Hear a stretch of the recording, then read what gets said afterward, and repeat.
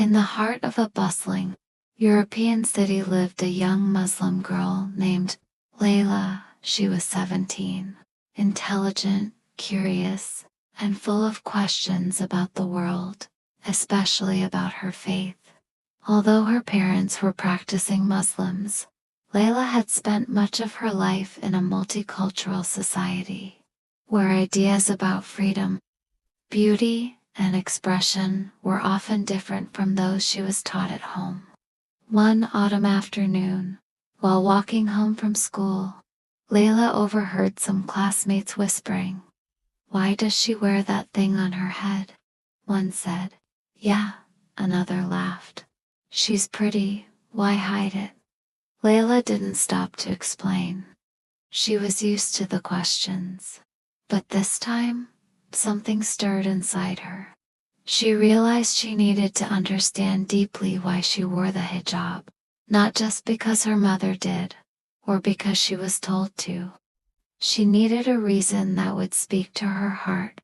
That evening, Layla sat in the kitchen with her grandmother, who was visiting from Morocco. Her grandmother was a graceful woman in her 70s, always dressed in elegant long dresses, her scarf pinned neatly. She noticed the troubled look in Layla's eyes. "Something is on your mind, my dear," her grandmother said softly. Layla hesitated, then said, "Grandma, why do we wear the hijab? I mean really. My friends think it's weird. They say it's hiding my beauty, like I'm ashamed of who I am."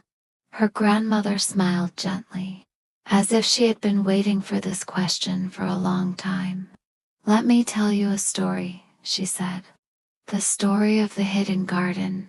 A long time ago, in a land far away, there was a kingdom famous for its beautiful gardens. People came from every corner of the world to visit them. Among them was one garden, the most stunning of all, hidden behind high walls. It was called the Garden of Nur. Unlike the other gardens open to the public, this one could only be seen by invitation.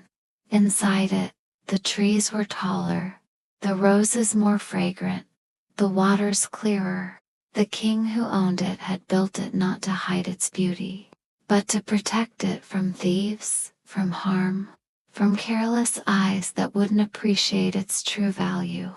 One day, a visitor came to the kingdom and asked the king, "Why do you keep this beauty locked away? Shouldn't everyone be allowed to see it?" The king answered, "Not everything valuable should be for everyone's eyes. Some treasures are meant for those who honor and protect them, not consume them." Layla listened closely, her eyes wide. Her grandmother continued, "You see, Layla, beauty is a gift, and like the Garden of Nura, it deserves to be protected.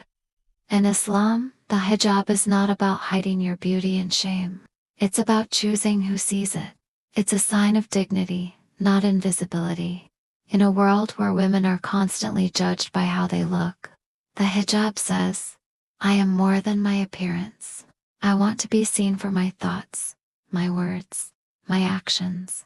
"But what about freedom?" Layla asked. "Isn't choosing to show your hair also a kind of freedom?" "Of course," her grandmother nodded. "But true freedom is when you decide, not when society pressures you with its definition of beauty."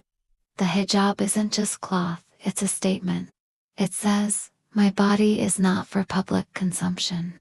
You are not less free for choosing modesty. In fact, you are claiming power over how you're seen.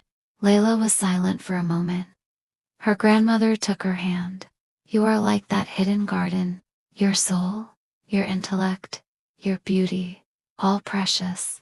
Don't let anyone make you feel ashamed for protecting what is sacred."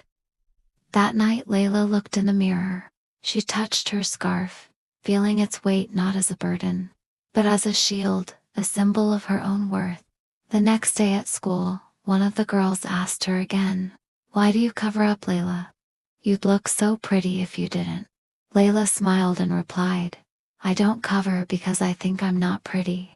I cover because I know I am. And my beauty is a gift, not a display." Just like the most beautiful things in life, they're not always meant to be shown to everyone. There was a pause. For once, they didn't laugh. And Layla walked away, her head high, her scarf dancing in the wind, no longer just a cloth, but a quiet, proud declaration of who she was.